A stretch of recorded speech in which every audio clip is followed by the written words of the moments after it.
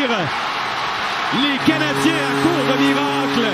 Le Lightning de Tampa Bay est champion de la Coupe Stanley.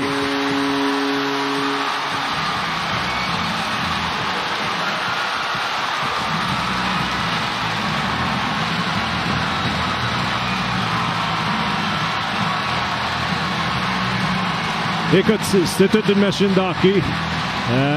On a disputé tout un match. On est capable de gagner de plusieurs façons. Si l'offensive est à l'honneur dans plusieurs rencontres de cette série finale, eh bien là, c'est la défensive qui va prendre le dessus sur celle du Canadien de Montréal.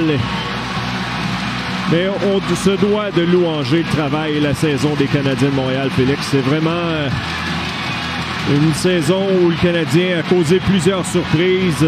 On doit sortir de cette finale de la Coupe Stanley la tête bien haute pour les joueurs du Canadien de Montréal. On a vécu de très beaux moments.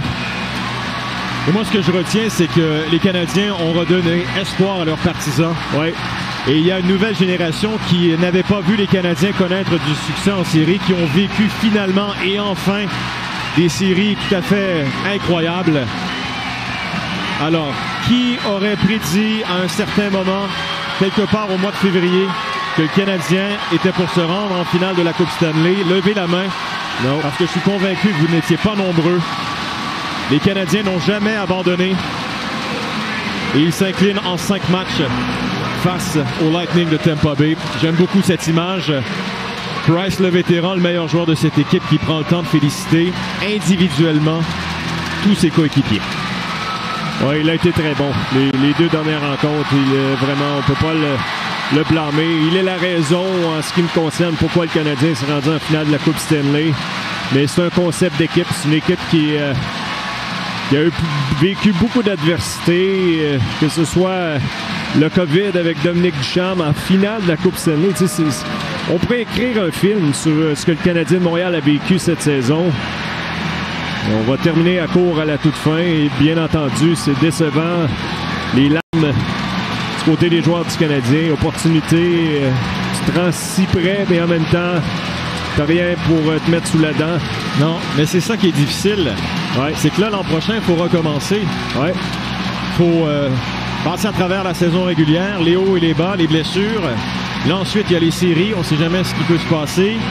Et espérer revenir en finale et gagner le précieux trophée. Il y a tellement de travail derrière un tel effort. Mais ça faisait 28 ans qu'on attendait une présence des Canadiens en finale. Ouais. Les Canadiens sont parvenus à remplir ce mandat, mais se sont butés à Andrei Vasilevskiy, notamment dans ce match décisif, Patrick. Et dans les dernières secondes également. Il a été très bon. Écoute, la statistique, c'est maintenant 5-0 dans les matchs. Dans ses 5 derniers matchs où il a éliminé l'adversaire, aucun but accordé pour Vasilevskiy. C'est quand même assez impressionnant, merci. Et ce qui a été impressionnant, ça a été les performances de Carey Price. Les performances qu'il a livrées ont été tout à fait sublimes. Évidemment, je pense qu'il voudrait avoir des performances meilleures dans les matchs 1, 2 et 3 de la finale.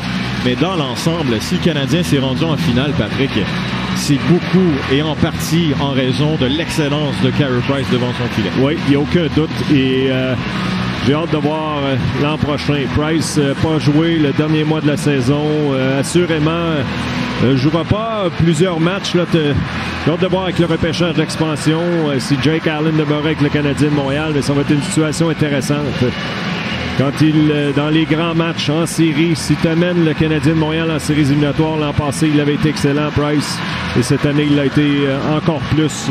Ouais. Donc ça, c'est encourageant. Et là, Price peut ajouter à son curriculum vitae une présence en finale de la Coupe Stanley. Hein? On lui reprochait de ne jamais avoir amené son équipe en finale. Il l'a fait. Alors que c'est la traditionnelle poignée de main. Une finale de la Coupe Stanley entre le Lightning et les Canadiens. À moins d'une autre pandémie, on ne reverra pas ça. Non, c'est vrai. Alors, les deux équipes vont se retrouver l'an prochain au sein de la même division. Une division extrêmement compétitive. Oh, et quelle image. Le sourire de Price. La reconnaissance de Vasilevskiy. Alors, ce que je veux dire, c'est que l'an prochain, tout est à recommencer. Parce que dans la division du Canadien, on va retrouver le Lightning, les Bruins, les Leafs, les Panthers. Ouais. À un certain moment, les Sabres vont finir par être meilleurs. Les Sénateurs sont sur la pente ascendante. Et capitaine qu'on vient de voir chez Weber, vraiment qui a connu de très très bonnes séries. Il ne faut pas oublier que lui, Petrie, c'est des joueurs qui ont été hypothéqués par les blessures. C'est des joueurs qui se sont présentés à tous les soirs. Ça te prend une équipe, ça te prend plusieurs joueurs qui se lèvent à des moments importants. C'est ce que le Canadien a eu tout au long de la série. Oui. Les buts et les victoires en prolongation, fiche de 6 victoires, 1 défaite en prolongation pour les Canadiens. Évidemment, les buts de Toffoli en prolongation dans le match 4 contre les Jets et celui de Lekonen dans la série face aux Golden Knights. Ce sont 2 buts qui vont marquer l'imaginaire.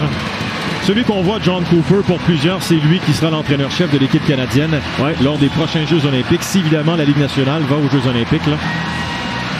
Écoute, c'est tout un entraîneur. Il est très apprécié dans le vestiaire, très apprécié également de la part des médias. Et regardez la reconnaissance qu'il donne aux joueurs des Canadiens et le respect qu'il a. Ouais. Et Price et Cooper, ben, s'il y a des Jeux olympiques, les deux vont se retrouver, j'en suis convaincu. Oui. Alors, Price et Suzuki. Écoute, c'est des séries incroyables.